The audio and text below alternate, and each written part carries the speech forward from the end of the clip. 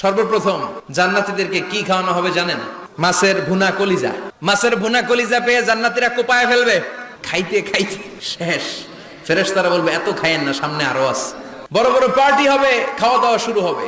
এবার কলিজা ধুইয়া জান্নাতীরা কোপানো শুরু করবে পাখির ভুনা গোশত, একটার চেয়ে আরেকটা সুস্বাদু।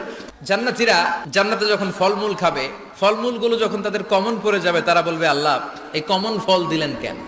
জান্নাতীদেরকে কমলা দিলে জান্নাতীরা বলবে কমলা দিছেন কেন? কমলা তো দুনিয়ায় খাইছি। কলা দিবে, তো কলা দিছেন কেন? কলা তো দুনিয়ায় খেয়েছি। আল্লাহ বলবেন এই কলা দুনিয়ার কলার মতো না, এই কমলা দুনিয়ার কমলার মতো না। দুনিয়ার কলার ছোলা ফেলে দিতে হয়, জান্নাতের ছোলা ফালা লাগবে না। ছোলা খাও, ছোলা আরো মজা। খাবারের পর্ব শেষ, এবার ড্রিঙ্কস এন্ড বেভারেজ। 4 ধরনের শরাব থাকবে আপনাদের জন্য। নাম্বার 1 বিশুদ্ধ পানি, নাম্বার 2 দুধের ঝর্ণা, নাম্বার 3 মধুর ঝর্ণা, নাম্বার 4 মদের ঝর্ণা।